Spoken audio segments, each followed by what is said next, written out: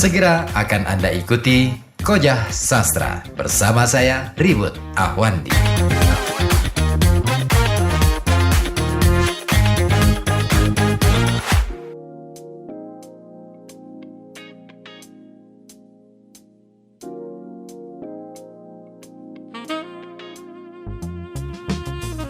Ya, Kojah Sastra masih bersama Anda.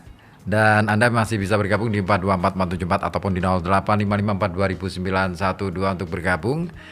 Ya, kita sudah bahas banyak hal, terutama tadi kita sudah singgung sebentar tentang pengalaman yang dirasakan oleh Mas Tamakun dalam menekuni, mulai menekuni sampai kemudian sampai sekarang ini menekuni dunia batik.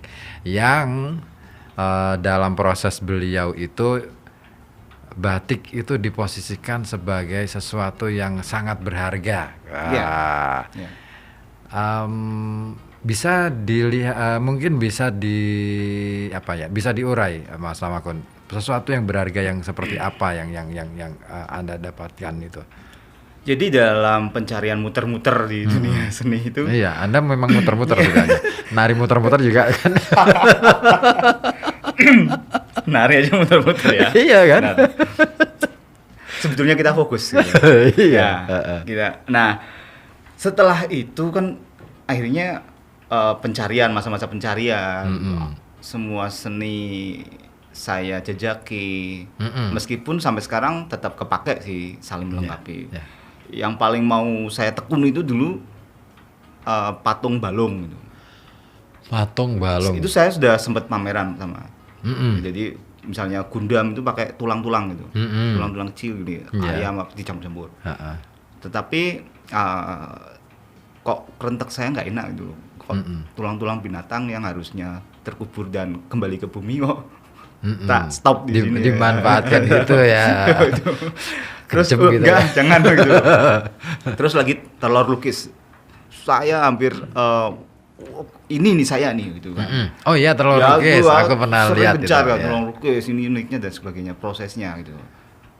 Ukraina itu punya, ya kan, bukan Indonesia. Bukan Indonesia, betul. Ternyata ya di depan mata kita batik, apa dong kalau nggak batik Pekalongan kan. Nah kebetulan itu terbuka dari Pak Yunus itu tadi orang Korea. Nah oke. Nah ini berarti baru dengan ditambahi bumbu tadi peristiwa itu, sang soyoklop gitu kan. Setelah mendalami pelan-pelan kenal orang gitu. Dan di dunia batik pun sekarang mau apa gitu, yang bagaimana gitu, bentuknya seperti apa. Oke. Kalau saya muncul dengan batik-batik klasik atau batik-batik yang sudah ada, saya dilibas gitu, kalah star gitu. Iya, kalah star dan mungkin kalah star dan mungkin gini, masanya juga mungkin nggak cukup mendukung. Waktunya nggak mendukung. Batik-batik klasik itu kan bisa sampai bertahan sampai sekarang karena memang kalau saya melihat sejarahnya, katakanlah misalkan penciptaan kawung, parang dan macam-macam ini kan orang-orang yang menciptakan motif-motif semacam itu kan kontemplasinya luar biasa. Benar. Kita di waktu sekarang untuk berkontemplasi 5 menit aja deh. Mana tahan gitu loh. Iya, makanya saya tuh kagum ya. Ternyata filosofinya itu begitu besar. Iya. Dan itu sastra. Sastra dalam bentuk visual. Betul. Merangkum kehidupan itu dalam bentuk kawung misalnya, atau semangat kehidupan dengan parang dan sebagainya. Cinta kasih dengan teruntum gitu. Dan aku apa ini ya? Mau cari bentuk apa ya? Bentuk apa ini ya? Muncul gini ya, dilibas Pekalongan, snipernya banyak ya. Itu dia. Snipernya banyak gitu ya. Yang luar biasa. Apa ini yang bikin yang orang mau niru itu sungkan gitu loh. Atau gini, kalau saya boleh mengatakan bahwa kayak motif kawung, terus yang klasik-klasik itu ya, parang dan teruntum dan lain-lain, itu adalah puisi. Iya. Sepakat nggak? Iya. Dan puisi itu kan nggak harus dijelentrehkan gitu. Betul. Kalau dijelentrehkan ya jadinya prosa, bahkan seminar gitu. Malah garing gitu. Malah garing kalau terlalu jelentreh itu malah garing. Nggak ada apa ya? Sandiwara. sandi yang diwarahkan. Betul. Itu. Ada sandi-sandi simbol-simbol dalam bentuk visual tadi. Dan itu ternyata penciptanya juga bukan orang sembarangan gitu kan. Oh Ya iya. kan? Bukan orang iseng atau apa. Oh enggak, Ya, ya enggak kan? dalam iseng, betul. Nah, makanya beliau-beliau itulah pionir-pionir yang membranding batik sehingga namanya harum gitu. Coba kalau batik itu diciptakan oleh para penyamun atau penjual mereka yang mau batik, wah. Coba. Jadi branding batik itu lama banget itu. Iya. Lama banget sehingga akhirnya kata batiknya itu sendiri dipakai. Ya kan? Ya, seperti yang kemarin orang geger, ternyata akhirnya saya bisa menjawab pertanyaan beliau Pak Yunus itu. Kamu tahu tentang batiknya? Ternyata batik itu yang nggak di Indonesia. Teknik rintang malam itu nggak di Indonesia saja gitu. Betul. Cuma tua-tuaan mana ya kita bisa berani bersaing gitu. Ya. Dan eksis-eksisan mana kita juga bisa bersaing Betul. sehingga melibas istilah mereka sendiri-sendiri. Ya, Gitu. Ya, beberapa waktu lalu kan sempat saya browsing juga. Ternyata kan di mana Mesir juga ditemukan teknik perintang warna gitu kan. Nah, sebetulnya Mesir, menurut saya pribadi nih, maaf, Oke. mungkin karena apa ya, menarik minat para peneliti sehingga menggali kedalaman Mesir sampai nemu yang teknik rintang warna itu.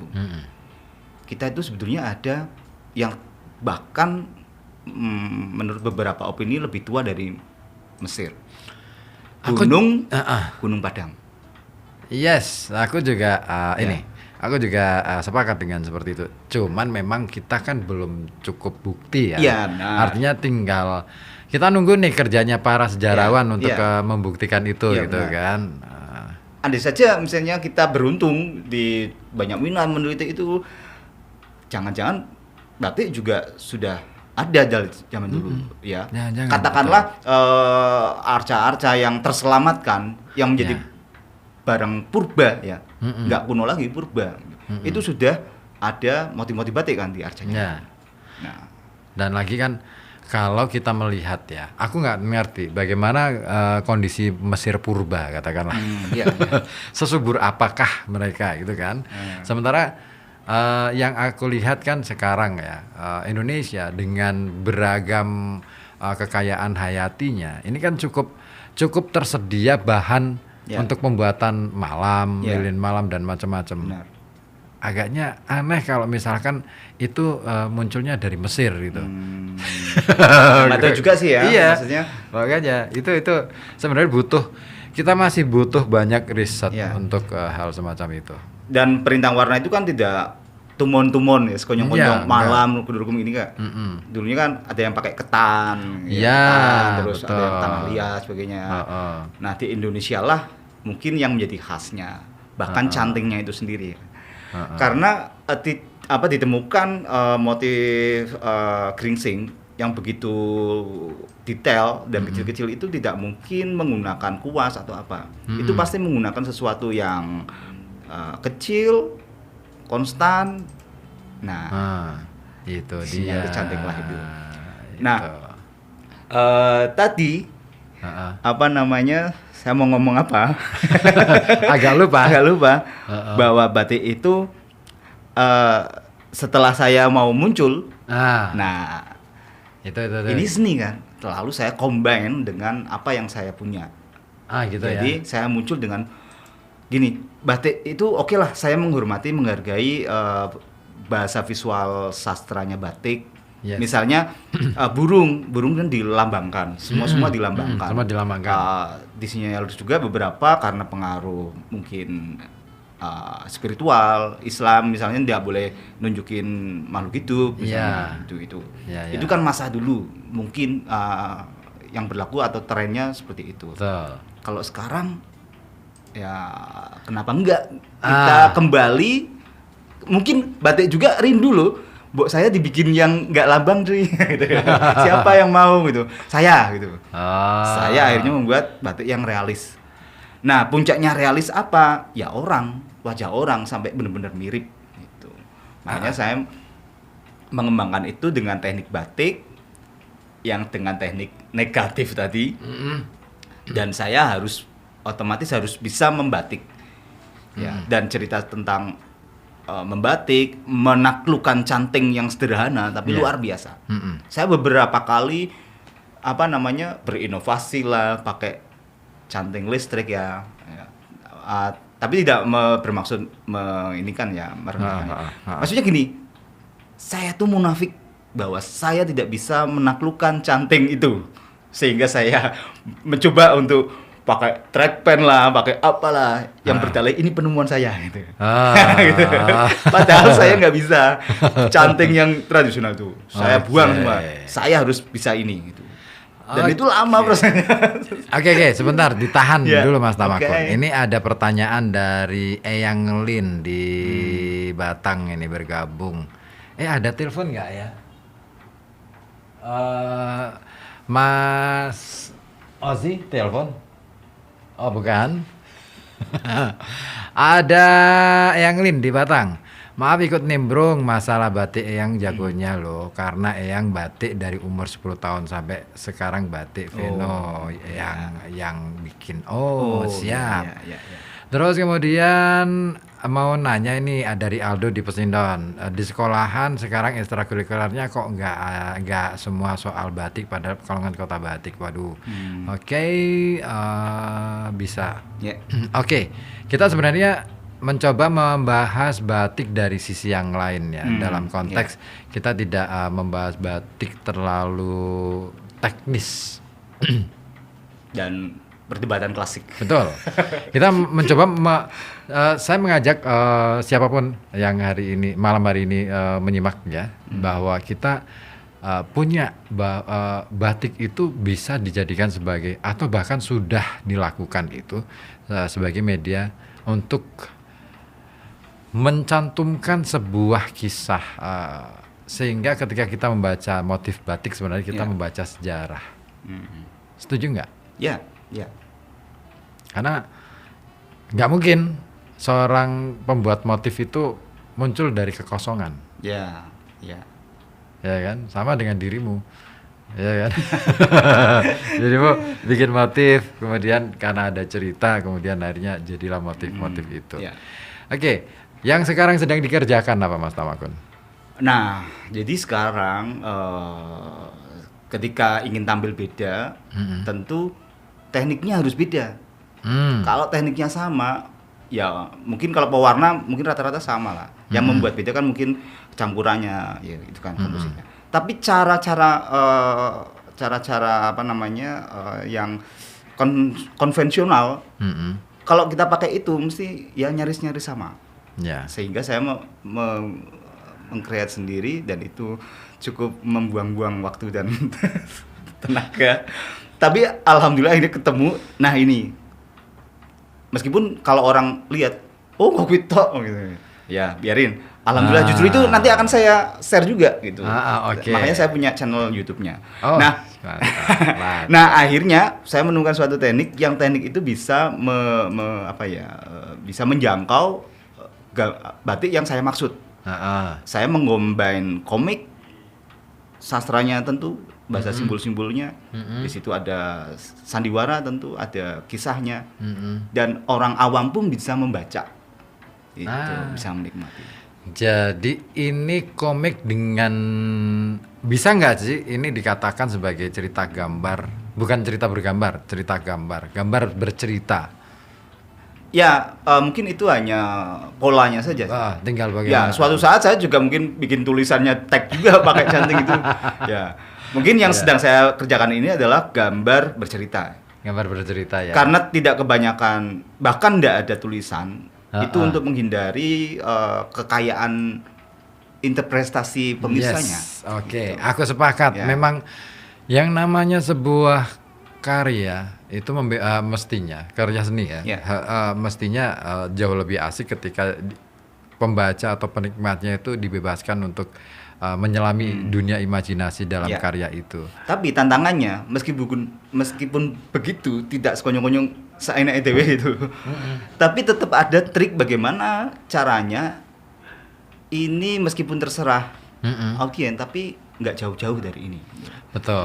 Gitu. Makanya memang tantangan terberat kan sebenarnya bagaimana menyesuaikan Apa yang ada dalam pikiran publik dengan apa yang akan kita tawarkan. Iya. Iya, Dan benar. itu butuh butuh penyelarasan yang luar biasa. Dan seni adalah komunikasi. Yes. Kalau kita dengan seni malah dedel, nggak bisa berkomunikasi. Ya. Ya sudah tuh. Iya, Iya. iya betul. Seni adalah komunikasi karena berangkat dari istilah art sendiri adalah Iya. teknik. Oh, Ya saya baru tahu kan? gitu. Iya, maksudnya art itu sendiri kan sebuah teknik untuk mencapai pada teknik untuk menyampaikan pesan, teknik untuk menyampaikan Mengkomunikasikan ke. jadi dia mengambil banyak hal, Ya. terus kemudian dia kerucutkan sampai kemudian akhirnya ini loh pandangan yang saya dapatkan dari sebuah peristiwa pengalaman. Iya. Dan disitulah sebenarnya ketika art itu seni itu bahan apa ya benda seni itu kemudian ditawarkan kepada publik, itu adalah bentuk dari komunikasi Ya. publik. Ya. Media antara yang punya konsep dengan khalayak yang mau Betul. sodorkan Mm-mm. apa yang mau diucapkan. Oke. Menit ke 18 kita tunggu juga respon dari pendengar di 424 ataupun di 0855420912. Tapi sembari menunggu, saya ingin juga menyodorkan satu karya seni yang luar biasa dari seorang musisi namanya Dewa Bujana yang bergandengan dengan Soimah yang luar biasa juga. Seniman luar biasa semua ini, dua orang ini idola saya semua itu. Oh ya. Dewa Bujana, Soimah, keren. Saya salut betul sama Soimah.